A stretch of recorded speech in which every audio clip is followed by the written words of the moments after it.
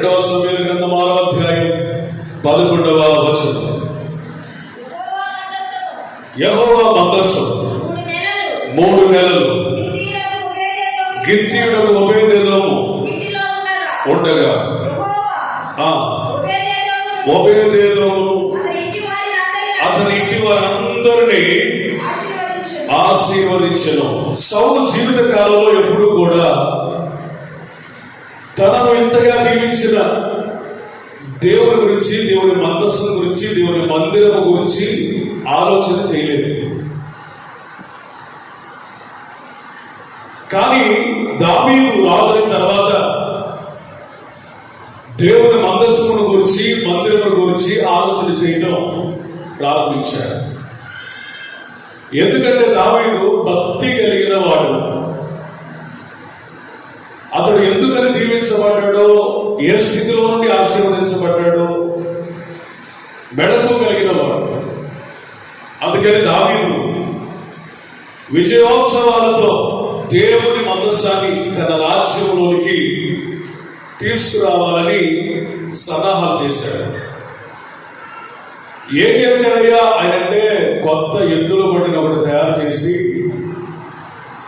ఎద్దుల చేత ఆ మందసాన్ని తన రాజనగరికి తెప్పించుకునే ప్రయత్నంలో మధ్యలో ఎద్దుల కాళ్ళు జారి దేవుని మందసం పడిపోబోతుంది. దాన్ని పట్టుకోవడానికి ప్రయత్నించినప్పుడు దేవుడు అతన్ని మొత్తగా అతడు అక్కడికక్కడే చనిపోయాడు. ఈ వార్త విన్న దావీదు భయపడ్డాడు. అయ్యో, దేవుని మందస్సు నా రాజ్యానికి వస్తే నాకు దీవెన అనుకున్నాను, ఆశీర్వాదం అనుకున్నాను, ఏంటిలా జరిగింది? తన ఇంటికి తీసుకురావడానికి వెలిశాడు, భయపడ్డాడు. అందుకని అది ఎవరింట్లో పెట్టాడు అంటే ఓబేదెదోము గృహంలో ఉంచాడు. ఈరోజు నా అంశం ఏంటంటే మందస్సు తెచ్చిన మహిమ. ఓబేదెదోము ఎందుకని దీవించబడ్డాడంటే దేవుని మందస్సు తన ఇంటిలో ఉండడానికి. 3 నెలల్లో తన చరిత్ర మారిపోయింది. అంతకు ముందున్న చరిత్ర కంటే అత్యున్నతమైన స్థితి తనకు వచ్చింది, ఆశీర్వాదం కలిగింది. తను దీవించబడ్డాడు, తన ఇంటి వారు దీవించబడ్డారు, తను కలిగి ఉన్న ఆస్తి అంతా కూడా దీవించబడింది. ఓబేదెదోము దీవెనలో ప్రధానమైన పాత్ర వహించిన మందసానికి ఎంత మహిమ ఉందా! ఉండబట్టే కదా దీవించబడ్డాడు. ఈ నూతనమైన మాసంలో మొట్టమొదటి వారంలో పరిశుద్ధాత్ముడు మీ విషయంలో, మీ కుటుంబాల విషయంలో కోరుకుంటున్నటువంటి మాట ఏంటంటే, ఓబేదెదోము ఇల్లు దీవించబడినట్లుగా మీరు మీ కుటుంబాలు దీవించబడును గాక. మీరు మీ గృహాలు ఎలా దీవించబడాలో తెలుసా? మందసము ఉన్న ఓబేదెదోము ఏ విధంగా దీవించబడ్డారో మీరు, మీ ఇంటి వారు, మీ కలిగినదంతయు, వ్యాపారాలు, వ్యవసాయాలు సమస్తము వర్ధిల్లును గాక. హల్లెలూయా! ఏంటి మందస్సులో ఉన్న మహిమ? మనం కూడా ఎలా దీవించబడగలుగుతాం? ఇప్పుడు మరి మందస్సు మనం తెచ్చుకోలేం కదా. అది పాత నిబంధన కాలం కాబట్టి మందస్సును తీసుకెళ్ళారు, ఆశీర్వదించబడ్డారు. ఇప్పుడు మనం మందస్సును తెచ్చుకోలేం కదా. కానీ మందస్సు అనుభవాలు మనం నేర్చుకోవాలి. చాలా మందికి మందస్సు అంటే ఏంటో తెలియదు. కొన్ని విషయాలు చెప్తారు. మోసే కొండ మీద ఒక ప్రత్యక్షత చూశాడు, తద్వారా ఒక మందిరాన్ని కట్టాడు. అందుకని దీని పేరు ప్రత్యక్షపు గుడారం అంటారు. మందిరం అంటే దేవుడిని ఆరాధన చేసే స్థలం, ఆయన దిగి వచ్చే స్థలం, ఆయన ప్రజలను కలుసుకునే స్థలం. ప్రత్యక్ష గుడారం ఇట్లా ఉంటుంది. ఆ ప్రత్యక్ష గుడారం చుట్టూ నలువైపులా 3 గోత్రాలు ఆ గుడారాలు వేసుకొని ఉంటారు. 3, 4, 12 గోత్రాలు ఆ ప్రత్యక్ష గుడారం చుట్టూ అల్లుకుపోయి దేవునికి అందుబాటులో ఉండడానికి ఈ పద్ధతిని దేవుడు నియమించాడు. ఇది ప్రత్యక్షపు గుడారం. ఈ ప్రత్యక్షపు గుడారంలో 3 భాగాలు ఉంటాయి. అందులో మొదటి భాగం ఏంటంటే ఆవరణం. ఆవరణంలో మీకు ఏం కనబడుతుందయ్యా అంటే బలిపీఠం. మొట్టమొదటి ఏం కనబడుతుంది చెప్పండి? బలిపీఠం. ఎవరైనా దేవుని చేత అంగీకరించబడాలి అంటే ప్రత్యక్ష గుడారం ఎదుటికి వచ్చి తన నిమిత్తం ఒక గొర్రెలు కానీ, గోవులు కానీ, ఆవులు కానీ గొవ్వను గాని తన స్తోమతకు తగినట్లుగా పశువుని పక్షిని ఏదో ఒకటి తెచ్చి ఆ బలిపీఠం మీద పెట్టినప్పుడు అది అంగీకరించబడినప్పుడు అతని పాపపు విషయాల్లో అతడు కూడా ప్రాయశ్చిత్తం పొంది క్షమాపణ పొంది అతడు అంగీకరించబడతాడు. తర్వాత ఏముందండి? గంగాలో అందులో నీళ్లు ఉంటాయి. మందిరంలో అనగా ప్రత్యక్ష గుడారంలోకి వెళ్ళేటువంటి పరిచారకులు కానీ యాజకులు కానీ వారి చేతులు కాళ్ళు కడుక్కోవడానికి, లేదా బలి అర్పించిన తర్వాత వాడి చేతులు కాళ్ళు కడుక్కోవడానికి, శుద్ధీకరించుకోవడానికి దేవుడు ఒక పద్ధతిని పెట్టాడు. గంగాళం పెట్టాడు, అందులో నీళ్లు ఇచ్చాడు. దీన్ని ఏమంటారు చెప్పండి? ఆవరణ అంటారు. తర్వాత రెండో భాగం ఏంటంటే పరిశుద్ధ స్థలం. ఈ పరిశుద్ధ స్థలంలో 3 ఉపకరణాలు ఉన్నాయి. ఒకటి ఏంటయ్యా అంటే ధూప వేదిక. ఇక్కడ కనపడుతుంది చూడండి, అది ధూప వేదిక. ధూప వేదిక ప్రార్థన జీవితానికి గుర్తు. ఇక్కడ దీపస్తంభం కనపడుతుంది, ఇటువైపున దీపస్తంభం కనపడుతుంది. 7 కొమ్మలు ఉంటాయి, మధ్యలో ఒక కాండం ఉంటుంది. మొత్తం కలిపితే 7 ఉంటాయి. ఆ మధ్యలో కాండం దేనికి గుర్తు అంటే యేసు ప్రభు గుర్తు. అక్కడ ఉన్నవన్నీ కూడా సంఘాలకు, విశ్వాసులకు గుర్తు. మనం యేసయ్యను బట్టి నిత్యము వెలుగుతూ ఉండాలి, మండుతూ ఉండాలి, ఉజ్జీవించబడతా ఉండాలి అనేది దీపస్తంభం నేర్పిస్తున్న పాఠం. మరొక ఉపకరణం ఉంది, అదేంటంటే సన్నిధి రొట్టెల బల్ల. ఏమందండి? సన్నిధి రొట్టెల బల్ల. ఒక బల్ల మీద అక్కడ రొట్టెలు అమర్చారు, చక్కగా పేర్చారు. అది దేవుడి యేసు ప్రభు శరీరానికి పాత నిబంధనలోనే గుర్తుగా రాయబడింది. ఆవరణ అయిపోయింది, పరిశుద్ధ స్థలం అయిపోయింది. పరిశుద్ధ స్థలానికి అతి పరిశుద్ధ స్థలానికి మధ్యలో ఒక తెర ఉంది. ఆ తెర దాటితే అతి పరిశుద్ధ స్థలం వస్తుంది. ఈ అతి పరిశుద్ధ స్థలంలో ఉన్న ఆ ఉపకరణం పేరే మందసం. విడిగా మందసాన్ని చూపిస్తే మందస్సు ఇట్లా ఉంటుంది. మందస్సు అనేది ఇట్లా ఉంటుంది. 2.5 అడుగుల ఎత్తు పొడవు, 1.5 అడుగుల ఎత్తు, 1.5 అడుగుల వెడల్పు కలిగిన ఒక పెట్టె. ఇది మందసపు ఆకారం, నిర్మాణం. దీనిని బట్టట ఒబేదెదోము ఆశీర్వదించబడ్డాడు. ఇందులో ఎన్నో ఆత్మీయ, మనం నేర్చుకోవాల్సినటువంటి ఎన్నో ఆత్మీయ అనుభవం పాఠాలు ఉన్నాయి. ఇవి కనుక నీవు నేను అబ్జర్వ్ చేసుకుంటే, గ్రహించగలిగితే, హత్తుకొనగలిగితే, ఒబేదెదోము మాత్రమే కాదు, ఈ తరంలో మనం అంతకంటే అధికంగా దీవించబడతాం. హల్లెలూయా. మందస్సు వల్ల ఒబేదెదోము దీవించబడ్డాడు. ఇది మొదలుకొని నీవు నేను ఆశీర్వదించబడదుము గాక. ఏంటంటే మందస్సు అనుభవాలు? ఒకసారి నిర్గమాకాండము 25వ అధ్యాయం 10వ వచనం. నిర్గమాకాండము 25వ అధ్యాయం 10వ వచనం. వారు తుమ్మకర్రతో ఒక మందస్సు చేయాలి. దాని పొడుగు 2 మూరలున్నర, వెడల్పు 3.5. చాలు. ఫస్ట్ భాగం ఏంటంటే అది తుమ్మకర్రతో చేయబడింది. తుమ్మ చెట్టుని ఎవరైనా ప్రేమిస్తారా? తుమ్మ చెట్టుని ఎవరైనా ఇష్టపడతారా? టేకు చెట్టు అంటే ఇష్టం, దేవదారు చెట్టు అంటే ఇష్టం, రోజు అంటే ఇష్టం. కానీ ప్రపంచం అసహించుకునేది, ప్రపంచం వద్దనుకునేది, ప్రపంచం కాదనుకునేది, ఎంత మాత్రం కోరుకోననేది ఏంటో తెలుసా? తుమ్మ చెట్టు. నీవు నేను ఆరాధిస్తున్న యేసయ్య యొక్క ప్రత్యేకత ఏంటంటే అందరూ కోరుకున్న దాన్ని కోరుకునేవాడు కాదు, అందరూ విసర్జించిన దాన్ని ఏరు కోరుకునేవాడు. Praise the lord. ఎందుకు పనికిరాని తుమ్మ చెట్టుని దేవుడు ఎంచుకున్నాడు మందస నిర్మాణ కొరకు.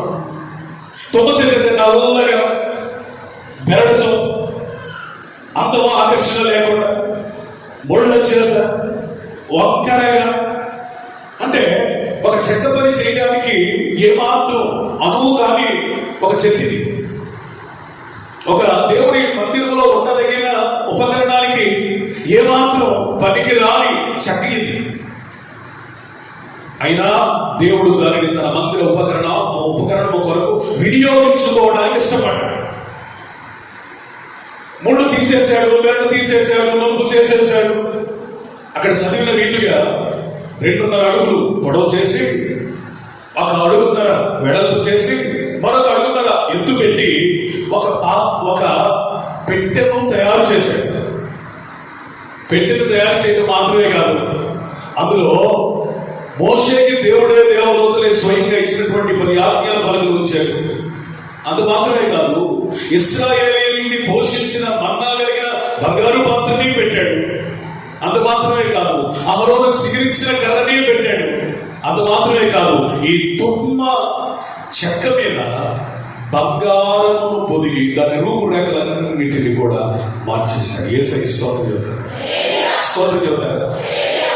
ఈ మందస్సు నుంచి మనం నేర్చుకోవాల్సినటువంటి మొదటి అనుభవం ఏంటో తెలుసా? ఇది ఎవరు ఇష్టపడని స్థితిలో ఉండగా దేవుని చేత ఎన్నుకొనబడినది. ఎవరు కోరుకోగా దేవుని చేత కోరదగినది. ఎందుకు పనికిరాదని అందరూ ముద్ర వేయగా దేవుడు దాన్ని పనికొచ్చేదానిగా చేశాడు. ఈ తుమ్మ చెక్క ఎవరో కాదు, నువ్వు నేనే. మనలో చాలా మంది మనుషుల చేత అసహించబడిన వారమే. మనలో చాలా మంది మనుషులకి అయిష్టమైన వారమే. మనలో చాలా మంది మనుషులకి దూరపరచబడిన వారమే. ఈ లోకం కోరుకునే అందం కానీ, ఆకర్షణ కానీ, ధనం కానీ ఏది మనలో లేదు. ఈ లోకానికి మనం ఒక మరణపు వాసన కొడుతున్నవాడు. ఇలాంటి పరిస్థితుల్లో ఎవరూ నన్ను ప్రేమించలేరు ప్రభువా, నేను ఎవరి ప్రేమకు నోసుకోలేదయ్యా అనుకున్న ఆ పరిస్థితుల్లో మన కన్నీటిని నాట్యంగా మార్చడానికి ఎవరు ప్రేమించినా ప్రేమించకపోయినా నిన్ను నిరంతరం ప్రేమించే దేవుణ్ణి, నా అరచేతుల్లో నిన్ను చెక్కుకున్న నీ తండ్రిని నేనున్నానని తన కౌగిలిలో చేర్చుకున్న గొప్ప దేవునికి ఇది గుర్తు. స్తోత్రం చెప్పండి. గొప్ప దేవుని అద్భుతానికి ఇది గుర్తు. హల్లెలూయా. నా ప్రియమైన సోదరి సోదరుడా, నువ్వు ఎలాంటి పరిస్థితుల్లో ఉన్నావు నాకు తెలియదు. ప్రజలు నిన్ను ద్వేషిస్తున్నారా? అయితే ప్రభు నిన్ను ప్రేమిస్తున్నాడు.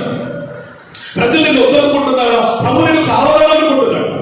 నీ వల్ల ఎవరికి ఉపయోగం లేదు అని ముద్ర వేశారా? కానీ దేవుడు అంటున్నాడు, నేను నిన్నే కోరుకుంటున్నాను.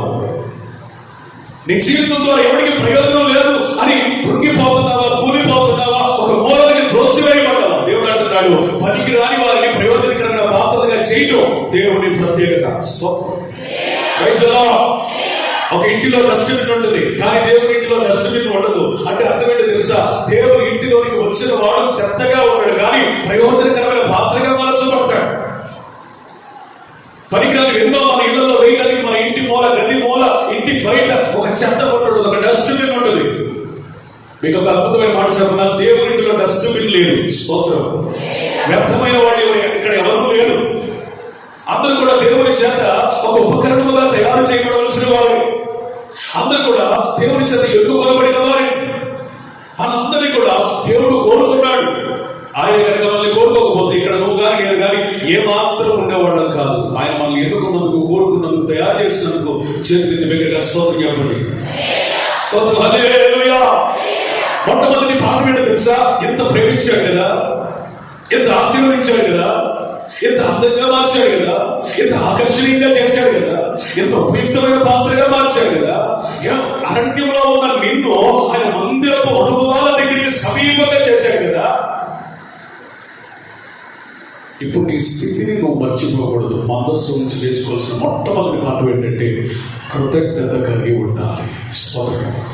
చెప్పాలి మంచిగా. హల్లెలూయా, హల్లెలూయా. చాలా మంది జీవితంలో పరిస్థితి ఏంటంటే వాడు మొదటి స్థితిని మర్చిపోతున్నారు. ఇప్పుడేదో నువ్వు భక్తిపరుడివి, భక్తిపరుడు అని అనుకుంటున్నావు, కానీ ఒకప్పుడు మనం ఎవరివి? నిజమైన దేవుడు ఎవరో ఎరుగని అన్యులు. ఇప్పుడేదో మనం ఆశీర్వదించబడ్డామని అనుకుంటున్నాం, కానీ ఒకప్పుడు తినడానికి తిండి లేని పరిస్థితులు లేవా? ఇప్పుడేదో మంచి ఇల్లు, మంచి వస్త్రం, అన్ని మంచి మంచివి మనం కలిగి ఉన్నాం, కానీ ఒకప్పుడు ఏమి లేవిలో మనం లేవా? పేదలుగా లేవా? మనం గుర్తుపెట్టుకోవాల్సింది ఏం తెలుసు? మనం ఎక్కడి నుంచి వచ్చామో అది మనకు ఎప్పటికీ గుర్తుండాలి. ఆశీర్వదించబడిన ఇశ్రాయేలీయులతో యెషయా గ్రంథంలో దేవుడు మాట్లాడుతున్న మాట ఏంటంటే, ఇశ్రాయేలీయులారా, మీరు ఏ బండ నుండి చెక్కబడితిరో జ్ఞాపకం చేసుకోండి, ఏ గుంట నుండి తీయబడితిరో జ్ఞాపకం చేసుకోండి. ఈ రోజు ఏదో మీరు జనమయ్యారు, ఈ రోజు ఏదో మీరు ప్రత్యేకించబడ్డారు, ఈ రోజు ఏదో మీరు ఆశీర్వదించబడ్డారు అని కాదు జాడిస్తారో జాగ్రత్తగా. మీరు ఏ బండ నుండి అబ్రహాము అనబడిన బండ నుండి చెక్కబడ్డారో ఆ స్థితిని మీరు గుర్తు తెచ్చుకోండి. నిజమైన దేవుడు ఎవరో ఎరుగగా మోగ విగ్రహాలను ఆరాధిస్తున్న అబ్రహాముని తన సొంత జిల్లాలో దేశంలో విడిచిపెట్టమని ఆజ్ఞాపించి విశ్వాసమయుడిగా మలచి ఈ రోజున ఒక ప్రత్యేకమైన జనంగా మిమ్మల్ని మార్చారే, అతన్ని బట్టి సమస్త జాతులు దీవిస్తాడని వాగ్దానం చేశారే, ఆ బండను మీరు ఎన్నటికీ మర్చిపోకూడదు. శాలమును కూడా నేను రప్పించి ప్రత్యేకపరిచి అనేక జాతులకు జనులకు తల్లిగా మార్చారే, ఆ పరిస్థితులను మర్చిపోకూడదు. ఏ గుంట నుండి తీయబడ్డాలో జాగ్రత్తగా మీరు గుర్తుపెట్టుకోవాలి. నీ ఉద్యోగాన్ని బట్టి అతిశయించొద్దండి, నీ ఆశీర్వాదాన్ని బట్టి గర్వించొద్దండి, నీ కలిమిని బట్టి నువ్వు ఎక్కడ కూడా కాలగేయదండి. ఎందుకో తెలుసా, ప్రతి దినము మనం గుర్తుపెట్టుకోవాల్సిన విషయం ఏంటంటే, నేను ఎక్కడి నుంచి వచ్చాను, ఏ స్థితిలో ఉంటే దేవుడు నన్ను చూశాను, ఏ పరిస్థితిలో ఉంటే ప్రత్యేకపరిచాను. ఎవరు ప్రేమించినప్పుడు కాదు, ఎవరు గుర్తించినప్పుడు కాదు, ఎవరు పట్టించుకున్నప్పుడు కాదు, ఎవరికి పనికిరానప్పుడు కాదు. ఎందుకు ఈ బతికినా అవసరం అనుకుని నిరాశ నిస్పృహల మధ్యలో నిలువునా చీల్చివేయబడిన పరిస్థితుల్లో కాదా. ఈ దీవెన నన్ను బట్టి, నా బలాన్ని బట్టి, నా శక్తిని బట్టి, నా జ్ఞానాన్ని బట్టి అని మనం ఎప్పుడు అనుకోకూడదు. కానీ మన ఆశీర్వాదానికి ఆయనే మూలాధారం అని మనం నిత్యము స్తుతించాలి. స్తోత్రం, స్తోత్రం. ఏమంటే ఈ రోజు నీకు ఉద్యోగం వచ్చింది, ఉద్యోగాన్ని బట్టి గర్వించు. ఈ రోజు ఏదో ఆశీర్వదించబడ్డ ఆశీర్వాదాన్ని బట్టి అతిశయించు. ఈ రోజు ఏదో కొంచెం ఆత్మీయంగా ఎదిగావు, నీ ఆత్మీయత నీకు గర్వాన్ని రప్పించుకో. దేవుడు వాక్యం సెలవిస్తుంది, అతిశయించువాడు క్రీస్తునందు మాత్రమే అతిశయించాలి. మన అతిశయం ఎక్కడ ఉండకూడదు, క్రీస్తునందు మాత్రమే అతిశయించాలి. ఒక దినమున దావీదు దేవుడి మందిరంలోకి వెళ్ళి కన్నీటి పర్యంతమై తను తగ్గించుకొని ప్రార్థన చేస్తున్నాడయ్యా, ఎంతటి వాడిని ప్రభువా, నన్ను నా ఇంటిని జ్ఞాపకం చేసుకోవడానికి నేను ఏ పార్టీ వాడిని ఆయన. దావీదు తెలుసండి, అంత రచయితైన ఆయనకి గర్వం లేదు, అన్ని పాటలు పాడినా రాసిన ఆయనకి గర్వం లేదు, అంత ఆరాధికుడైనా ఆయనకి గర్వం లేదు, దేవుడి హృదయానుసారుడని దేవుడి చేతనే సాక్ష్యం పొందినా గర్వం లేదు. చిన్న గొర్రెల మందరం వేప స్థితిలో నుండి సింహాసనం ఎక్కినా అతనికి అతిశయం, అహంకారం, పొగరు ఎక్కడ రాలేదు. నా జీవితంలో బత్షెబా విషయంలో తప్ప అతను ఎక్కడ కూడా గర్వంగా ప్రవర్తించినటువంటి దాఖలాలు, పాపం కాదు, గర్వం ఎక్కడ కనిపించినటువంటి ఆధారాలు బైబిల్లో నాకు కనపడలా. ఎందుకో తెలుసా, దావీదు దీన మనస్కుడు. అతను ఎక్కడి నుంచి తీయబడ్డాడో, ఎక్కడి నుంచి వచ్చాడో, ఏ స్థితి నుంచి ప్రభు ఎన్నుకున్నాడో, ప్రేమించడానికి తల్లి లేదు, తండ్రి ఉన్నా ప్రేమించలేని పరిస్థితి, ప్రోత్సహించని అన్నదమ్ములు ఉన్న పరిస్థితుల్లో, గుర్తింపు లేని ఒక కుటుంబంలో కృపాతని వెతుక్కుంటూ వచ్చిందన్న సంగతి రాజు అయిపోయి అనేక సంవత్సరాలు అయిపోయినా మరణానికి దగ్గర అవుతున్నా కానీ దేవుడి మందిరంలోకి వెళ్ళి ఏమని ప్రార్థన చేస్తున్నాడంటే, ప్రభువా నేను అంతతోటి నాయన నా కుటుంబం ఏ పాటిది ప్రభువా, ఎంతగా నన్ను హెచ్చించడానికి నేను ఏ పాట ఉన్నాయి కానీ దేవుడి శరీరంలో కన్నీరు విడుస్తున్నాడట. చేతులు తీసి స్తోత్రం చెప్తారు, మంచిగా చెబుతారు హల్లెలూయా. నీ దేవుడి సన్నిధిలోకి వెళ్ళినప్పుడు నీ ప్రార్థన ఎట్లా ఉండాలి అంటే, తీవ్రతతో ఉండాలి, తగ్గించుకొని ఉండాలి, ఎక్కడి నుంచి వచ్చేవో జ్ఞాపకం చేసుకోవాలి. ఈరోజు పరిశుద్ధులు అయ్యావు కాబట్టి గతంలో ఎప్పుడు పాపం చేయలేదన్నట్టుగా స్వనీతిని సంపాదించుకోకూడదు. ఈ రోజు భక్తిహీనున్నావు కాబట్టి గత కాలంలో ఉన్న భక్తిహీనపు త్రాళ్ళు అనబడినటువంటి జీవితంలో తెచ్చిన దేవుని మర్చిపో. ఈ రోజు ఏదో ఆశీర్వదించబడ్డావు కాబట్టి ఆశీర్వాదాన్ని చూసి మురిసిపోతూ ఆశీర్వదించిన దేవుణ్ణి మర్చిపోవు. ఈ రోజు ఏదో హెచ్చరించబడ్డావు కాబట్టి తల ఎత్తబడింది కాబట్టి నీ కొమ్మును పైకెత్తిన దేవుణ్ణి మర్చిపోవద్దు. మన దేవుడు ఎప్పుడు కూడా ఆయన చేసిన వేళను మర్చిపోకుండా నిరంతరము కృతజ్ఞత కలిగి ఉందముగాక. స్తోత్రం చెప్పండి, దేవునికి స్తోత్రం చెప్పండి. హల్లెలూయా. 106వ కీర్తనలో చదవాల్సిన అవసరం లేదు కానీ 13వ అధ్యాయం, వారు ఆయన కార్యములను వెంటనే మరచిపోయి. ఇశ్రాయేలు ప్రజలు ఆ జీవితంలో ఏ స్థితిలో నుంచి తీసుకుని రాబడ్డారు, వెంటనే మరచిపోయారు.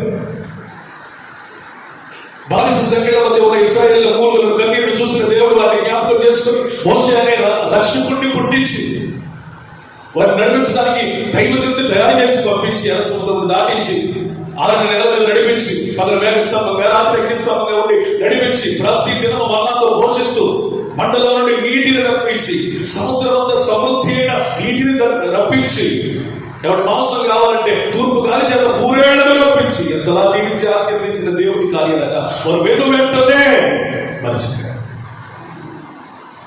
అద్భుతాలు చేశాడు, తప్పు చేశాడు స్వరూపంగా. అద్భుతాలు తప్పు చేశాడు లేదు, ఎక్కువే చేశాడు.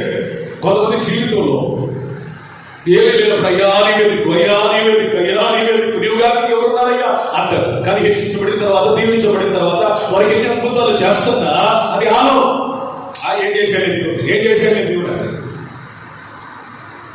మన జీవితంలో గుర్తుపెట్టుకోవాలి, వెంటనే మరిచిపోయేటువంటి ఈ కృతజ్ఞత లేని స్వభావం మనలో కొట్టివేయబడును కాక. దేవుడు చేసిన వేళను మరిచిపోయాను అంటే మరొక వేళను మీ జీవితంలో దేవుడు చేయాల్సిన అవసరం లేదని రాసి పెట్టుకున్నారు నా అర్థం. చాలా మంది జీవితంలో కృప వెంబడి కృప ఎందుకని వెంబడించడం లేదు, మహిమ వెంబడి మహిమ ఎందుకని వెంబడించడం లేదు, శాపం వెంబడి శాపం, కీడు వెంబడి కీడు ఎందుకు వస్తుంది అంటే వాళ్ళ జీవితంలో దేవుని స్తుతించే మనసు లేదు, కృతజ్ఞత కలిగి ఉన్న మనసు లేదు. ఇశ్రాయేలు ప్రజలు కృతజ్ఞత లేని కారణం సరిగినందున గొడిగినందున దేవుడిని శోధించిన విధానాన్ని బట్టి, దైవజనుడిని బాధ పెట్టినటువంటి విధానాన్ని బట్టి వారు అరణ్యులు అట్లా ఆకులు రాలిపోయినట్టు రాలిపోయారట. ఎండిపోయిన ఆకులు కనుక చెట్టు మీద నుంచి పడిపోతే చూడండి, రాలిపోతే చూడండి, గాలి అట్లా ఎగిరిపోతే చూడండి, అట్లా గురి గమ్యం లేని వారిగా ఎక్కడ వాళ్ళు అక్కడ రాలిపోయారట. కానీ కృతజ్ఞత కలిగిన వారు వాగ్దత్త భూమికి చేరుకున్నారు. స్తోత్రం చెప్పండి, స్తోత్రం చెప్పండి. నీవు కనుక దేవుడు చేసిన ప్రతి మేలు బట్టి కృతజ్ఞత కలిగి ఉన్నావా? దేవుడిని నిరంతరం దీవిస్తాడు, ఆశీర్వదిస్తాడు, వర్ధిల్ల చేస్తాడు. కృతజ్ఞత కలిగిన మనస్సు లేకపోతే ఇక దీంతో మనం సరిపెట్టుకోవడం నీకు వృద్ధుల బాధి. సౌలు జీవితంలో దేవుడు చేసిన కృతజ్ఞత, ఆ యొక్క కార్యాన్ని బట్టి కృతజ్ఞత కలిగి లేనందున అతనుకున్న పోస్ట్ ఏమైంది అంటే ఊస్ట్ అయిపోయింది. అతనికి ఇవ్వబడిన అధికారం ఏమైపడింది అంటే కొట్టివేయబడింది. అతని కృప విషయంలో కొట్టివేయబడ్డాడు. ఈ కృప ఎవరికి వచ్చిందో తెలుసా? దేవుడికి నిరంతరం స్తుతించేటువంటి దావీదును వరించింది. హల్లెలూయా, స్తోత్రం. అద్భుతాలు ఎవరికి? కృతజ్ఞత కలిగిన వారికి. ఆశీర్వాదం ఎవరికి? కృతజ్ఞత కలిగిన వారికి. మహిమ ఎవరికి? కృతజ్ఞత కలిగిన వారికి. హెచ్చింపు ఎవరికి? కృతజ్ఞత కలిగిన వారికి. తల ఎత్తేది ఎవరికి? కృతజ్ఞత కలిగిన వారిని. మన కోపుడు ఎత్తేది ఎవరు? కృతజ్ఞత కలిగిన వ్యక్తుల పట్ల దేవుడే చేస్తారు. స్తోత్రం. తూర్పు నుంచైనా కూడా నుంచైనా అరణ్యం నుంచైనా హెచ్చింపు కలగదట, అఘనత కలగదట. మన గొప్పలు పైకెత్తేవాడు ఎవరు? యేసయ్య. ఇప్పుడు ఈ జీవితంలో హెచ్చించగలిగిన ఆయన తట్టు తిరిగి నిరంతరం నీవు ఆయన చేసిన వేళలు జ్ఞాపకం చేసుకోవడం కాక. స్తోత్రం చెప్పండి. మరొక మాట చదువుదాం. అదే 2వ కాండము 26వ అధ్యాయం 25వ అధ్యాయం 11వ వచనం. మేలుకి బంగారు రేకు పొదిగింపవలెను, దానికి పొదిగింపవలెను. దేవునికి స్తోత్రం. హల్లెలూయా. ఒకటి, అది వేరు చేయబడిన విధానం బట్టి, దేవుడు దాన్ని ఎన్నుకున్న విధానాన్ని బట్టి, దాని రూపురేఖలు మార్చిన విధానాన్ని బట్టి కృతజ్ఞత కలిగి ఉండాలి. రెండోది ఏంటో తెలుసా? దేవుడు ఆ మందసము పైన తుమ్మ చెట్టు కనబడకుండా, తుమ్మ చెట్టు స్వభావం కనబడకుండా, ఇది తుమ్మ చెట్టు నుంచి వచ్చిందిరా అని అనుకోకుండా దేవుడు దాన్ని బంగారముతో కప్పాడ. ఇప్పుడు చూసేవాళ్ళకి అది ఎట్లా కనబడుతుందంటే అది బంగారమే అని అనుకుంటారు, కానీ దాని లోపల తుమ్మ ఉన్నట్లుగా ఎవరికి? చేసిన వాడికి తప్ప ఎవరికి తెలియదు. ఈరోజు మన జీవితాల్లో గత కాలపు స్వభావాలు ఏమీ కనబడకుండా ఆయన ఏం చేశారు తెలుసా? దైవ స్వభావంతో కప్పాడు. దీని అర్థం ఏంటో తెలుసా? దేవుడు నిన్ను బంగారము చేత కప్పి ప్రత్యేక పరిచాడు. స్తోత్రం చెప్పండి. ఒకటి కృతజ్ఞత కలిగి ఉండాలి, రెండోది ప్రత్యేకంగా ఉండాలి. ఒక్క తన వార్తకి తిరిగినట్లుగా మన ఆత్మీయ జీవితం ఉండకూడదు. ఏ పాపంలో నుంచి వచ్చేవో వాడి ఆ పాపాన్ని వెతుక్కునే పరిస్థితి చాలా మంది సంఘంలో కనబడుతుంది. కడగబడిన పంది మళ్ళా బురదలో పడిపోయి తొలినట్లుగా మన బ్రతుకులు ఉండకూడదు. చాలా మంది పరిశుద్ధపరచబడి, పవిత్రపరచబడి మళ్ళీ ఆచారంతో జోలికి, మళ్ళీ ఆ వ్యభిచారం జోలికి, మళ్ళీ అక్రమ సంబంధాల జోలికి వెళ్తున్నట్లుగా కనబడుతుంది. ఒక్కసారి మనం ప్రత్యేకించబడిన తర్వాత మన పిలుపుని, ఏర్పాటుని కన్ఫర్మ్ చేసుకోవాలి, నిశ్చయించుకోవాలి. నీ పిలుపు ఏంటో, ఎందుకు దేవుడు పిలిచాడు, ఎందుకు ప్రత్యేకపరిచాడు, నీ ఏర్పాటు ఏమిటో అది ఎప్పటికీ గుర్తుండాలి. నీ స్థాయిని నువ్వు గమనించగలగాలి. ఎక్కడో ఒక చోట చదివాను, తన వస్త్రాలన్నీ మురికైపోయిన వాడు ఎక్కడైనా కూర్చోడానికి సిద్ధపడతాడంట.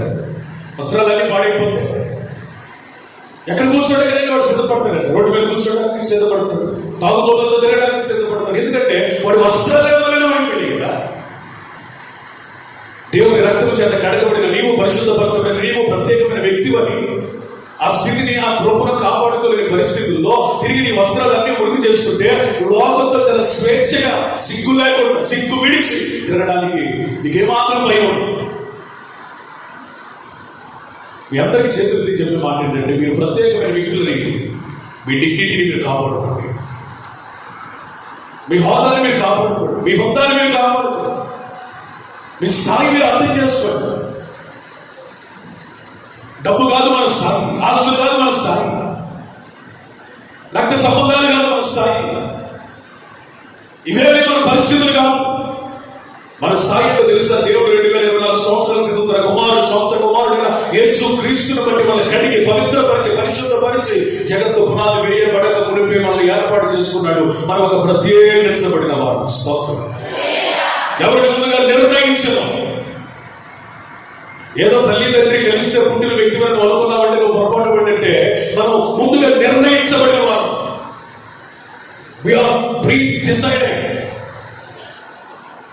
భూమి ఆకాశాలు లేనప్పుడు, ఈ సృష్టిలో రవంత కూడా చేయబడినప్పుడు, దేవుని తలంపులలో నుండి మనం పుట్టుకొచ్చాం.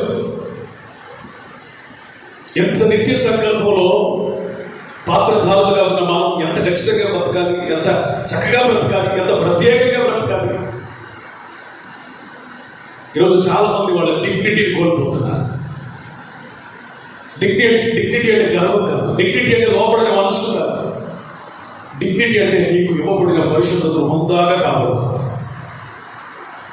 నీ మాటలో, చూపులో, ప్రవర్తనలో, ప్రతి దాంట్లో పరిశుద్ధత కనపడాలి. నువ్వు మాట్లాడే మాట, నువ్వు ఆలోచించే ఆలోచన, నీ భావోద్రేకాలు, నువ్వేది చూస్తావో, ఏది వింటావో, ఏది ముట్టుకుంటావో, ఇవన్నీ కూడా పరిశుద్ధతకు కొలమానం. అందుకని నీ చూపు జాగ్రత్తగా ఉండాలి, నీ మాట జాగ్రత్తగా ఉండాలి, మేము చదువుతున్నావో జాగ్రత్తగా ఉండాలి, ఏ పట్టుకుంటున్నావో జాగ్రత్తగా ఉండాలి, ఏ స్థలంలోనికి వెళ్తున్నావో జాగ్రత్తగా ఉండాలి, ఏం వింటున్నావో జాగ్రత్తగా ఉండాలి, ఏం చూస్తున్నావో జాగ్రత్తగా ఉండాలి, ఏం మాట్లాడుతున్నావో జాగ్రత్తగా ఉండాలి. ప్రతి దాంట్లో మనం పరిశుద్ధతను కాపాడుకుందాము కాక. ఎందుకంటే మనం ప్రత్యేకించబడిన వారు. నీ గురించి నీకు తెలుసా? చీకటిలో నుండి ఆశ్చర్యకరమైన ఆయన వెలుగులోనికి నువ్వు నడిపించబడ్డావు.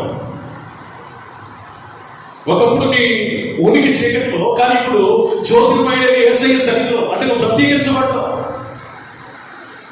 ఆదికాండం నుంచి పరిమళ గ్రంథం వరకు central seven of the 66 books ఏంటంటే సెపరేటెడ్ లైఫ్. ఆదికాండంలో దేవుడు అన్నింటినీ వేరు చేశాడు. అబ్రహామును వేరు చేశాడు, రూతును వేరు చేశాడు, ఒకరిన ఇద్దరు శిష్యుని వేరు చేశాడు. ఈరోజు మనందరినీ కూడా ఈ లోకంలో కలపకుండా ఎందుకని వేరు చేశాడు? నువ్వు అనుకుంటున్నావు ఒక పాస్టర్ గారి ప్రసంగాన్ని బట్టి రక్షించబడ్డావు. నేను పాస్టర్ గారి ప్రసంగమా నీకై నీ స్వనీతిని బట్టా కాదు. దేవుడు రక్షించుకోవాలనుకున్నాడు కాబట్టి చప్పుడు కూడా దేవుడికి స్తోత్రం. హల్లెలూయా. నిన్ను కనుక ఆయన రక్షించుకోవాలని అనుకోకపోతే ఏమైపోయేవాడు, ఏమైపోయేదా? దేవుడి నిత్య సంకల్పాన్ని మనం గౌరవిద్దాం, సార్వభౌమాధికారాన్ని గౌరవిద్దాం, ఆయన మనల్ని ప్రత్యేకించిన ఆయన ప్రేమను గౌరవిద్దాం. అపోస్తలుడైన పేతురు గారు పెంతెకోస్తు దినమున వాక్యాన్ని ప్రకటించినప్పుడు అనేక మంది సోదరులు గొలుసబడి, పొడవబడి పేతురు గారి దగ్గరికి వచ్చి, యోహాను గారి దగ్గరికి వచ్చి అడుగుతున్నారు, అయ్యా మీ వాక్యం విన్నాం, మా గుండెలో కూర్చుకుపోయింది, ఏం చేయాలో అర్థం కావట్లేదు, ఇప్పుడు మమ్మల్ని ఏం చేయమంటావు? మూర్ఖులైన ఇద్దరు వారికి వేరై రక్షణ పొందండి. స్తోత్రం చెప్పండి, స్తోత్రం చెప్పండి. రక్షించబడిన వారికి ఉండవలసినటువంటి ఒక లక్షణం ఏంటంటే వేరైన తీరు. మార్కెట్లోకి వెళ్తే ఒక రకంగా, మాకు వెళ్తే ఒక రకంగా, చర్చిలో ఉంటే ఒక రకంగా, మామూలు పెళ్లికి వెళ్తే ఒక రకంగా, పుట్టింట్లో ఒక రకంగా, మెట్టింట్లో ఒక రకంగా, ఉన్న ఊరిలో ఒక రకంగా, పొరుగు వెళ్తే ఒక రకంగా. This is not Christianity, it's a hypocrisy. అది క్రైస్తవం కాదు, వేషధారణ. గుర్తుపెట్టుకో, నువ్వు పొలంలో ఉన్న క్రైస్తవుడివే, ఇంట్లో ఉన్న క్రైస్తవురాలివే, తెలిసిన వారి మధ్య ఉన్న క్రైస్తవుడివే, తెలియని వారి మధ్య వెళ్ళిన క్రైస్తవురాలివే, నువ్వు ఎక్కడున్న క్రైస్తవుడివే, క్రైస్తవురాలివే అన్న సత్యము నీకు గుర్తుండాలి. క్రైస్తవులో ఆత్మ సంఘంలోనట వాళ్ళు క్రైస్తవులని పిలువబడ్డారు. ఎందుకంటే వాడి ప్రతి ఆచారంలో క్రైస్తవులు కనబడుతుంది. ప్రత్యేకత. అసలు క్రిస్టియానిటీ అంటేనే ప్రత్యేకత. స్తోత్రం చెప్పండి. ఎస్తేరు గ్రంథంలో మొదటిగా గురించి రాయబడిన మాట ఏంటంటే, అయ్యా ఇన్ని జనాలు ఉన్నారు కానీ యూదులనే ఒక జనం ఉందయ్యా, అన్ని జనముల కంటే వీళ్ళు వేరైన జనము. Separated people. వాళ్ళు ఏదనుకుంటారు, వీళ్ళు ఏదనుకుంటారు, మింగ్లింగ్ అయిపోవద్దు, మనుషులు సంతోష పెట్టడానికి కలిసిపోవద్దు, రక్త సంబంధికులు సంతోష పెట్టడానికి అన్యుల వలె ప్రవర్తించదు. దేవుడు కరాఖండిగా ఖచ్చితంగా స్పష్టంగా ఇశ్రాయేలుతో చెప్పిన మాట ఏంటంటే, పిల్లలారా ఈ ఆత్మీయ యాత్రలో ఎన్నో దేశాలు పెడుతున్నారు, ఎంతో మంది ప్రజల మధ్యకి పెడుతున్నారు, ఎంతో మంది ప్రజల మధ్య నివసించాల్సిన పరిస్థితి ఉంది. మీరు ఏ దేశంలో వెళితే ఆ ప్రజలతో నిబంధన చేసుకోకుండా జాగ్రత్త పడండి. ఆ ఊరు వెళ్తే ఆడతో, ఈ ఊరు వెళ్తే ఏడతో, ఆ మనిషి దగ్గరికి వెళ్తే ఆడతో, ఈ మనిషి దగ్గరికి వెళ్తే రకరకాల నిబంధనలు చేసుకో. ప్రత్యేకమైన వాళ్ళు ఎట్లుంటారంటే ఆయనతో మాత్రమే అంటుకట్టబడతారు.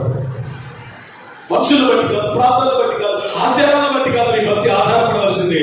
2024 సంవత్సరాల క్రితం నీ కొరకు సిలువలో నుండి ప్రవహించి ఈ నాడు రక్షించిన రక్తమును బట్టి నువ్వు ప్రత్యేకంగా ఉండాలి. క్రైస్తవుడు అంటే ప్రత్యేకం, కలిగిన అంటే ప్రత్యేకం, ప్రత్యేకం, ప్రత్యేకం, ప్రత్యేకం. మాట ప్రత్యేకం, చూపు ప్రత్యేకం, వైఖరి ప్రత్యేకం, నడవడిక ప్రత్యేకం, వస్త్రం ప్రత్యేకం, జీవితం ప్రత్యేకం, విధానం ప్రత్యేకం, క్రమం ప్రత్యేకం, అడుగడుగున ప్రత్యేకత. అగపడేలాగా బ్రతుకుతాం. నిన్ను చూసినప్పుడు, నీ మాట చూసినప్పుడు, నీ ప్రవర్తన చూసినప్పుడు, నీ జీవితాన్ని చూసినప్పుడు, నీ నడతను చూసినప్పుడు ప్రత్యేకంగా ఉండాలని ప్రభు కోరుకుంటున్నాడు. ఆయన నీ నడకను చూస్తున్నాడు, పడకను చూస్తున్నాడు, వంటతనంలో చూస్తున్నాడు, 100 మందిలో కూడా చూస్తున్నాడు. నువ్వు అన్ని వేళలా ప్రత్యేకంగా ఉండాలి. దేవుడికి స్తోత్రం చెప్పండి, స్తోత్రం చెప్పండి. హల్లెలూయా. తప్పిపోయిన కుమారుడు తన స్థితిని కాపాడుకోలేకపోయాడు. నేను ఎవరిని, నా తండ్రి ఎవరు, ఆయన ఏంటి, అనేక మంది పరివారం ఉన్నారే, ఇంత యావదాస్తికి నేను శ్రీమంతుడిని, నేను ప్రవర్తించాల్సిన తీరు ఆస్తంతో అమ్ముకొని ఖర్చు చేయడం కాదు, దుర్వ్యాపారం చేయడం కాదు, వ్యభిచరించడం కాదు, చెడ్డ స్నేహాలు చేయడం కాదు, నేను ప్రత్యేకంగా ఉండాలి కదా అని అతను అనుకోలేదు. లోపల కలిసిపోయి తండ్రికి వేరై తనేదో బ్రతుకుతాం అనుకున్నాడు. అది ప్రత్యేకత కాదు. మళ్ళీ లోపలికి వెళ్ళిపోయి చెడ్డోళ్ళతో, స్నేహితులతో, వ్యభిచారంతో, తాగుబోతులతో, తిండిపోతులతో కలిసిపోయి ప్రత్యేకత లేదు. దేవుడి నుంచి వేరైన ప్రత్యేకత ఏది ప్రత్యేకత కాదు. దేవుడి నుంచి వేరైన ఏ ప్రత్యేకత ప్రత్యేకత కాదు. దేవుడి నుంచి వేరే మనుషులతో కలిస్తే ప్రత్యేకత కాదు.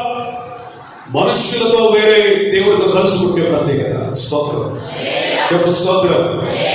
మనుషులు వేరు. అంతమంది యూదులున్నా, ఇశ్రాయేలీయులున్నా, షడ్రక్ మెషక్ అబేద్నెగోలు కొట్టొచ్చినట్లుగా ప్రత్యేకంగా కనబడుతున్నారు. ఈరోజు నేను అంటాను, 10,000 మందిలో కూడా గౌరవదగిన, గుర్తించదగిన, అతి కాంక్షణీయుడైన దేవుడు అంట. స్తోత్రం చెప్పండి. మన దేవుడి ప్రత్యేకత ఎంతో తెలుసా?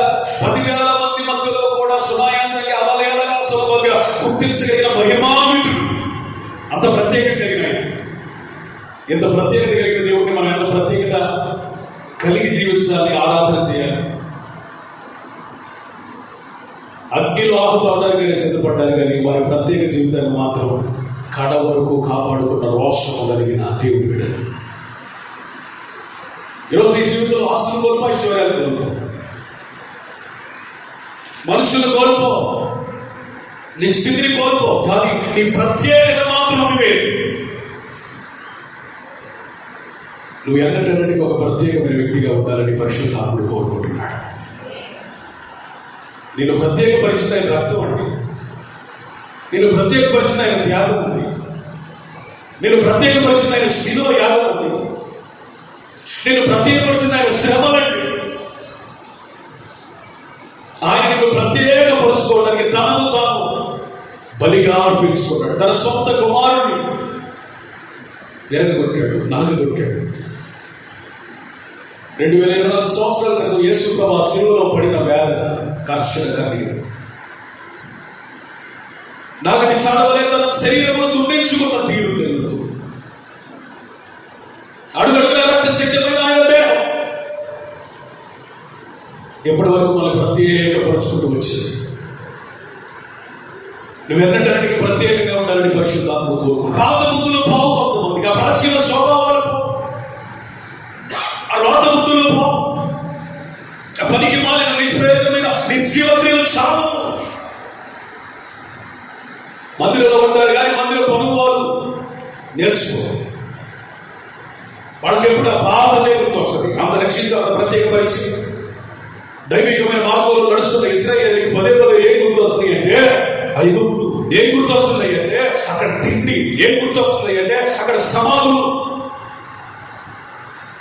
వాడు ఆడదావడానికి సిద్ధపడుతున్నాడు కానీ, ఐగుప్తు వెళ్ళడానికి సిద్ధపడుతున్నాడు కానీ, ఆ బానిసత్వం కొంచెమైనా వాడికి జ్ఞాపకం రావట్లేదు. కానీ ఆత్మీయ యాత్రలో చిన్న శ్రమలాగానే వేరైపోవాలని చూస్తున్నాడు. ఈ ఆత్మీయ యాత్రలో కొన్ని సమస్యలు, నిందలు, శోధనలు వస్తాయి. ఇవన్నీ మరీ ప్రత్యేకపరచడానికే. స్తోత్రం, హల్లెలూయా.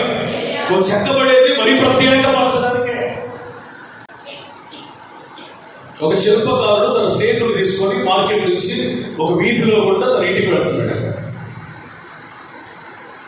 ఫోన్ చేసి ఒక ట్రక్ తెప్పించి ఆ పెద్ద రాయిని మా ఇంట్లో పెట్టమని చెప్పించాడు. స్నేహితుడికి అర్థం కాదు. ఏంట్రా అంత బండరాయి ఎందుకు ఆయన అన్ని డాలర్లు ఖర్చు పెట్టి ఇంట్లో పంపించావు?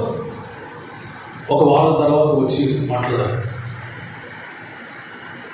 ఈ వారం రోజుల దాకా అతను ఇంట్లో వచ్చి బయటికి రాకుండా ఈ స్నేహితుడు ఎప్పుడు కలుగుతావా, నా స్నేహితుడు ఎప్పుడు కలుగుతావా అనుకుంటున్నాడు. వెళ్ళాలని అడుగు వేస్తున్నాడు కానీ ఒక కండిషన్ చెప్పాడు, వారం తర్వాతే రా.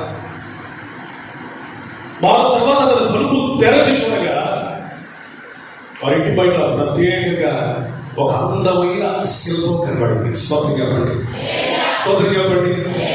నేను ఇందులో ఒక రాయినే చూశా కానీ ఒక శిల్పాన్ని చూశావు.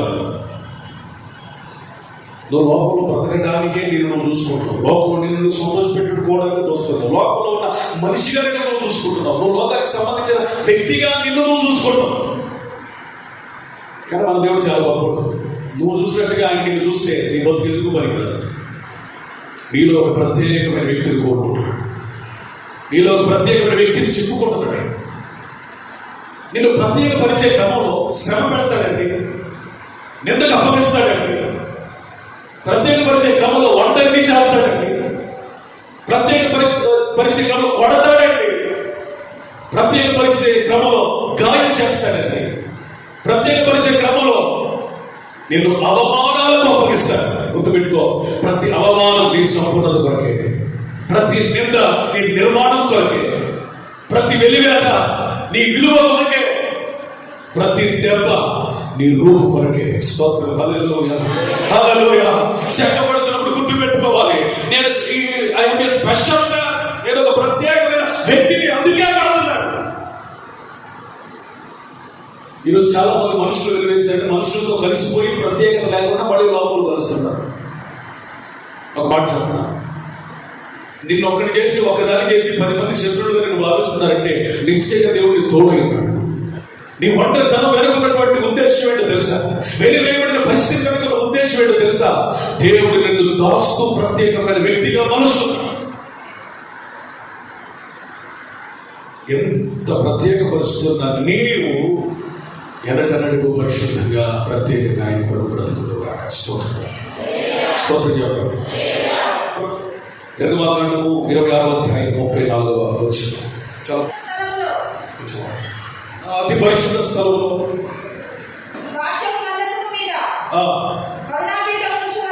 ఒకసారి ఆ ప్రత్యక్ష గుడారంలో అతి పరిశుద్ధ స్థలం చూపించాక ఇందాక ఒక ప్రత్యేక వెరీ ఇక్కడ చూసారా ఈ పిక్చర్ చాలా బాగా నచ్చింది.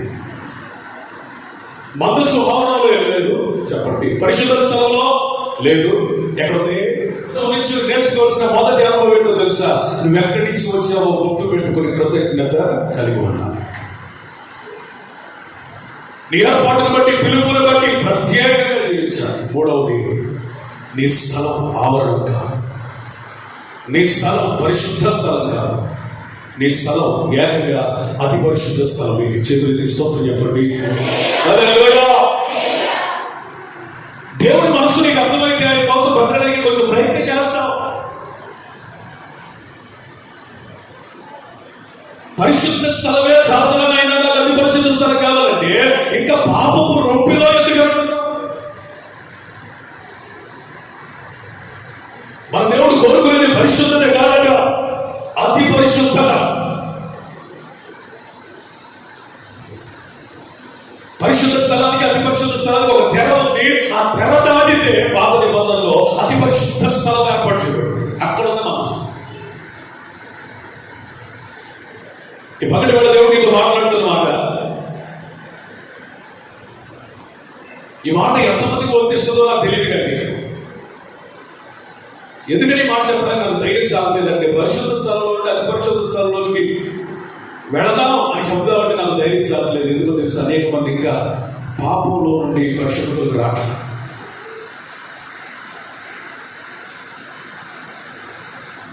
చాలా మంది పాపంలో నుండి పరిశుద్ధతకే రాకపోతే పరిశుద్ధతలో నుండి అతి పరిశుద్ధతకి వెళ్ళమని ఎట్లా చెప్పాలి? చాలా స్వల్ప జనం పరిశుద్ధంగా బ్రతకడానికి ప్రయత్నిస్తున్నారు.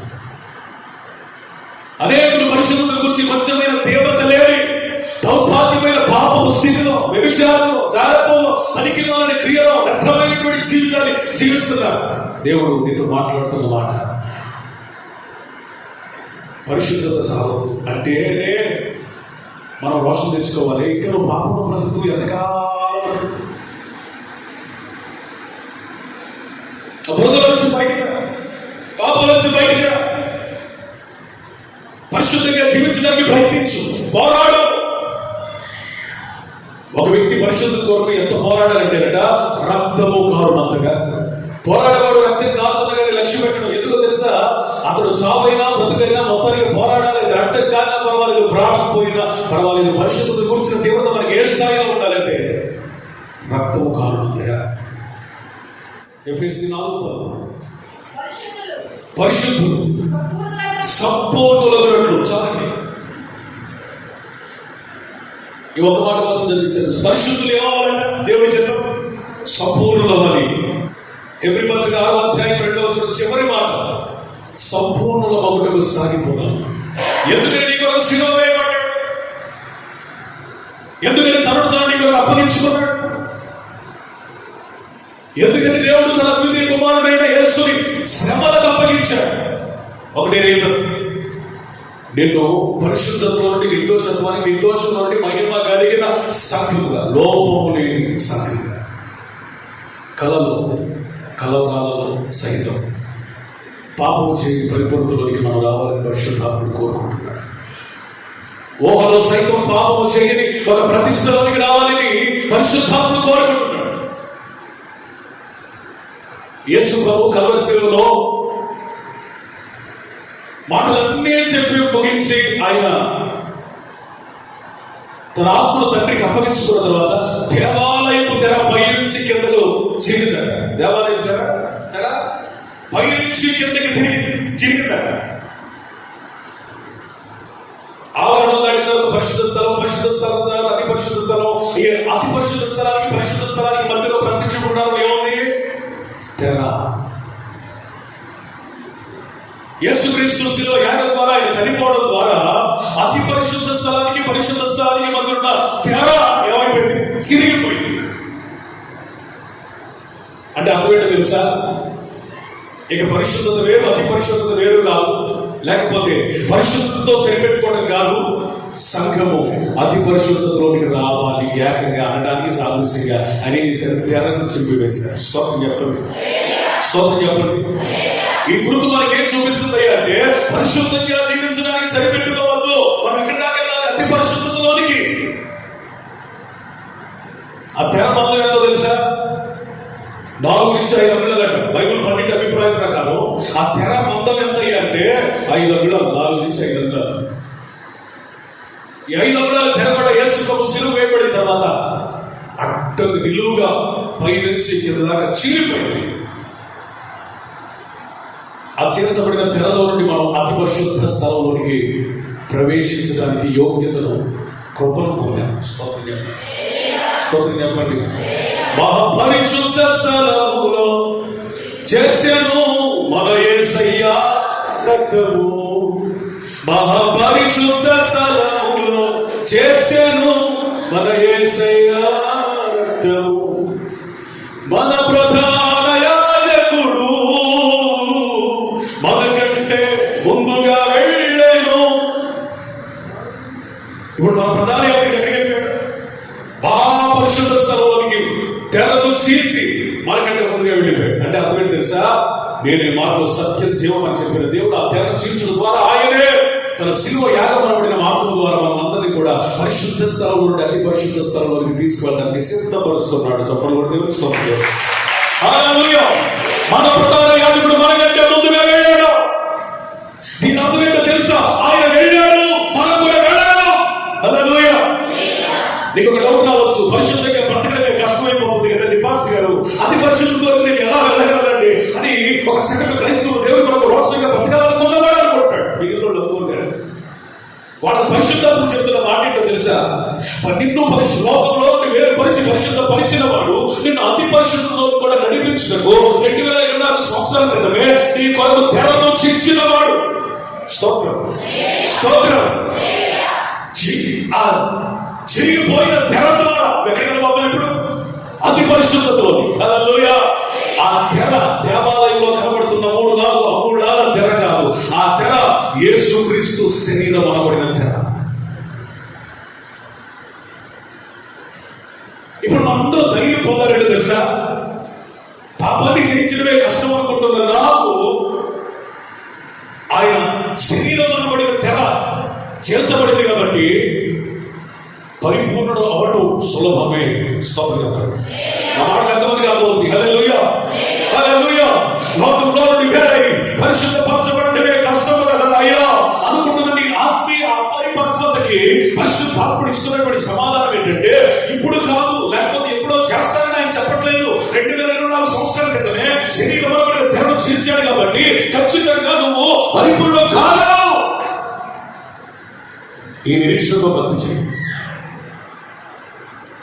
ఈ విశ్వాసంతో భక్తి చేయి.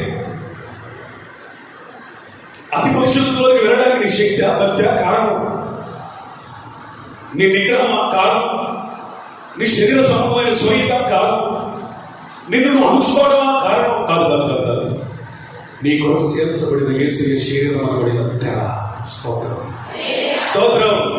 నువ్వు ఎంత బలహీనుడైనా ఆ తెర నిన్ను పరిశుద్ధపరచడమే కాదు, అతి పరిశుద్ధతలో కూడా తీసుకెళ్ళాలి.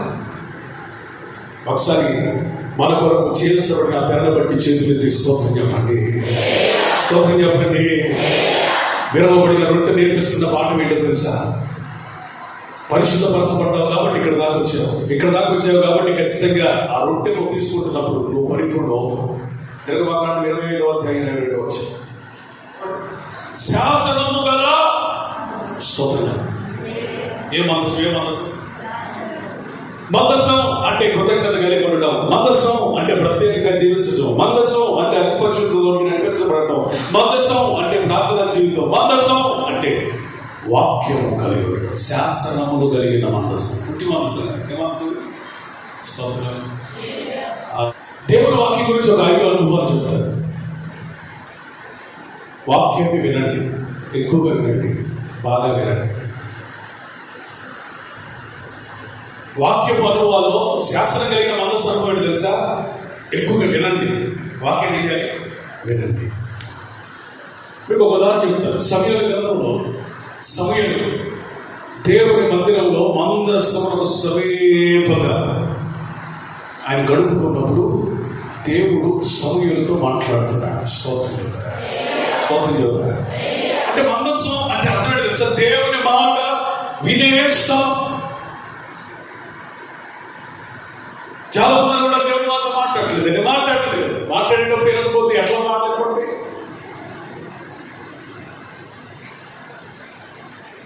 జ్ఞానం కలిగిన వాడు మాట్లాడటం, జ్ఞానం కలిగిన వాడికి ఎట్లా ఉంది అంటే కర్ణ భూషణాలాగా వినేటప్పుడు ఎట్లా ఉంటాయి అంటే చెవులకు బంగారం పెట్టుకున్నట్టు ఉంటుందంట.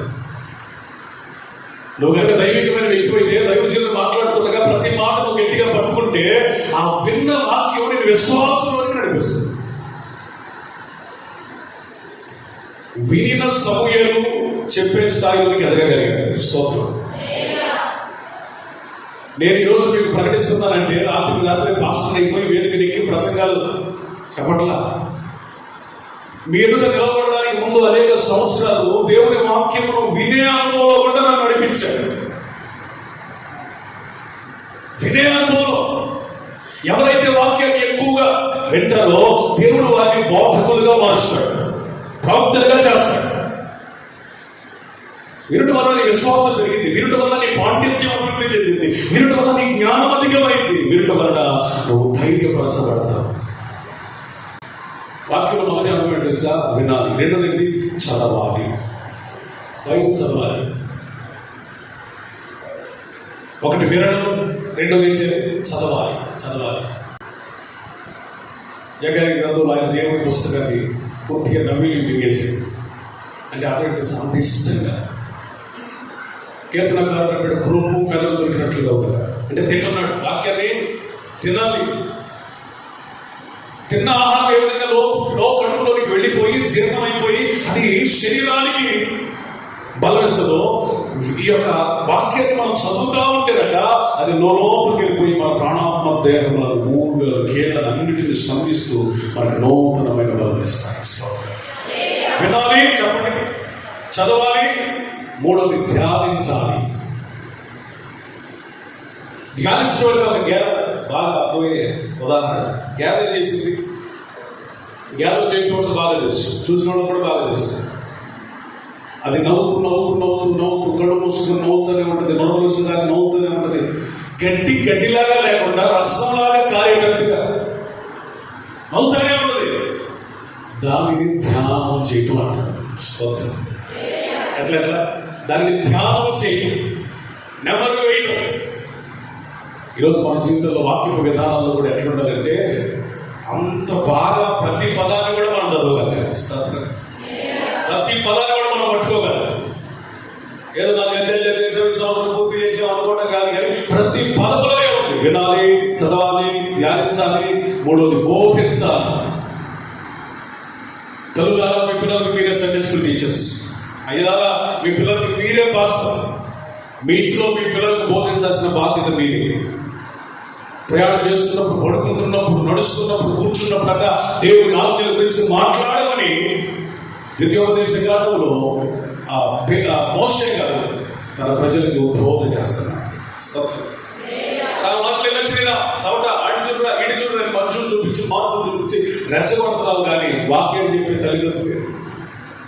ఐదోది అన్నిటికంటే ప్రాముఖ్యమైంది అనుసరించాలి. స్తోత్రం. వినాలి, చదవాలి, ధ్యానించాలి, బోధించాలి, అనుసరించాలి. 5 వాక్య ధ్యానంలో మనకు ఉండును గాక. ప్రకటన గ్రంథం 11వ అధ్యాయం 19వ వచనం.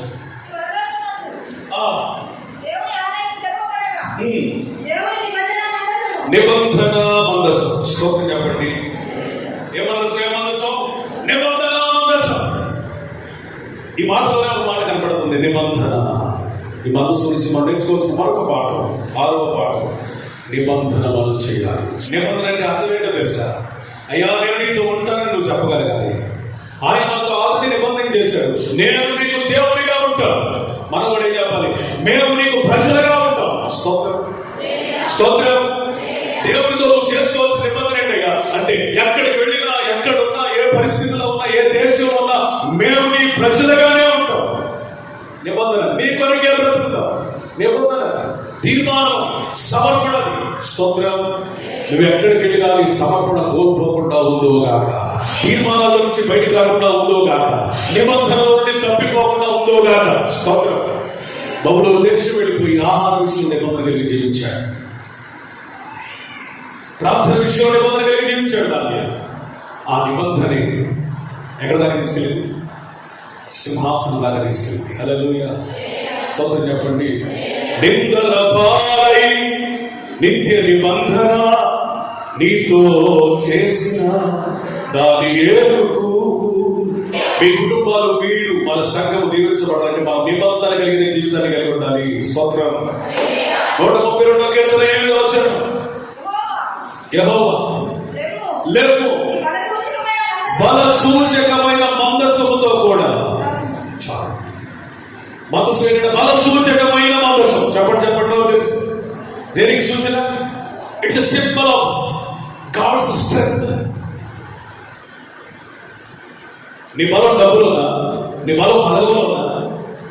నీ బలం మనుషుల్లోనా? నీ బలం ధనంలోనా? నీ బలం దేవుడు.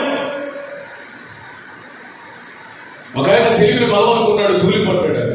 బలమని బలముగా ఎంచుకున్నాడట, భంగపడ్డాడట. మనుషులే బలం అనుకున్నాడట, పడ్డాడట. ధనమే బలం అనుకున్నాడట, దగా పడ్డాడట. చివరికి ఆయనకి అర్థమైంది ఏంటంటే యేసు నీవే ఆధారం. జ్ఞానం కాదు, బలం కాదు, మనుషులు కాదు, ధనం కాదు, నీవే ప్రభువా నాకు ఆధారం. స్తోత్రం చెప్పండి. మనుషులు ఉంటారు, పోతారు, డబ్బు ఉండదు, పోతుంది, బలం ఉండదు, ఉడిగిపోతుంది, పేరు ప్రఖ్యాతులు నశించిపోతాయి, జ్ఞానం ఏమైపోతుంది? చివరి దశలోకి వెళ్ళిపోతే జ్ఞానవంతులు కూడా అజ్ఞానం అయిపోతారు. అన్ని మనం వదిలిపెట్టొచ్చేమో, కానీ దేవుడే మనకి బలంగా ఉండి మనం తిరుగులేని క్రైస్తవులుగా జీవిస్తున్నాం. హల్లెలూయా. స్తోత్రం చెప్పండి. దావీదు అన్నాడు, యెహోవా నా బలం, నేను నిన్ను ప్రేమించుచున్నాను. మనుషులు నీకు బలం కాకూడదండి, వాళ్ళు ఎప్పుడో నిన్ను తొక్కేస్తారు, నెట్టేస్తారు. డబ్బు నీకు బలం కాకూడదండి, ఏదో ఒక రోజు విడిచిపెట్టి వెళ్ళిపోండి. తీర్పు దినమున డబ్బు అక్కడికి రాదు. నిరంతరం మనం బలపరిచే దేవుడే మనకు బలముగా ఉండును గాక. స్తోత్రం.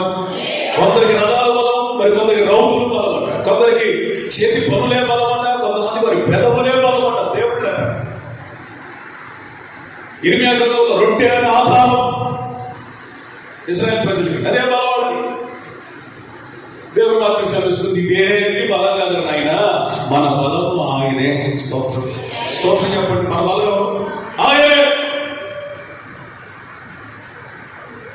ఆయన వలన బలం పొందిన వారు ధన్యులు, వారు సియోనుకు నడిచిపోతారు. స్తోత్రం.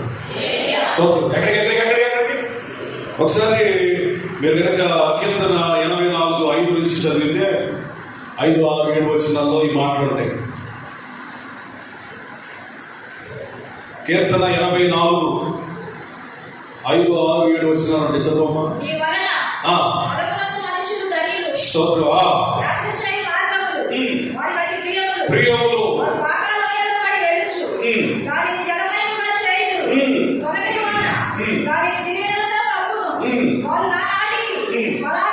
బలాభివృద్ధి నందుతూ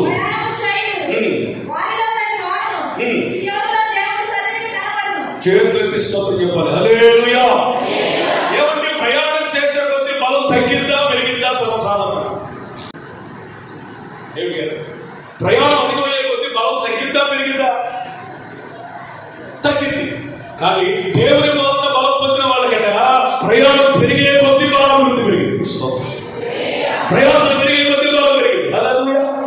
పరిచయం పెరిగే కొద్ది బలం పెరిగింది. చెప్పండి హల్లెలూయా. నిందలు పెరిగే కొద్ది బలం పెరిగింది. హల్లెలూయా. శ్రమలు పెరిగే కొద్ది బలం పెరిగింది. చెప్పండి హల్లెలూయా. ఇరుకులోకుండా ప్రయాణం చేస్తున్న కొద్ది బలమే బలం. ఈ లోకంలో ప్రయాణం చేస్తే బలం తగ్గింది, కానీ దేవునితో అంటుకట్టుకొని ప్రయాణం చేస్తే బలం పెరిగింది. వారు బాగా లోయని ఎట్లా చేస్తారట, లోయలను కూడా జలమయము చేయగలిగిన బలం ఎక్కడి నుంచి వస్తుందయ్యా అంటే వారు దేవుడే బలంగా కలిగి ఉన్నందున. స్తోత్రం చెప్పండి. కాబట్టి ఎండిపోయిన లోయలు సైతం జలమయంగా మారాలంటే ఎవరి వలన అది జరుగుతుందంటే దేవుడే బలంగా ఉన్నవాళ్ళు ప్రయాణిస్తే జరుగుతుందండి. స్తోత్రం. నీది ఎండిపోయిన ఎముకల లోయవని నీ ఇల్లు ఉందా? నువ్వు కనుక దేవుని బలము చేత నడిచినట్లయితే ఆ ఇంటిని జలమయముగా దేవుడు చేయబోతా ఉన్నాడు, ఆశీర్వదించబోతా ఉన్నాడు, అభివృద్ధి చేయబోతున్నాడు. చెప్పాలి స్తోత్రం. అది బలము కలిగిన వారు దైవికముగా కొనిపోబడదు. ఎట్లా? ఏ బలం? తిండి బలం కాదు. ఏ బలం? కండ బలం కాదు. దైవికమైన బలం ఉంటేనంటే దైవికముగా కొనిపోబడతావట. యోగు 34:20 చదవద్దు కానీ జస్ట్ నోట్ చేసుకోండి. యోగు గ్రంథం 34:20 బలము కలిగిన దైవికంగా కొనిపోబడతారు. హెబ్రీ పత్రిక 9:4 అందులో సువర్ణ ధూపార్తి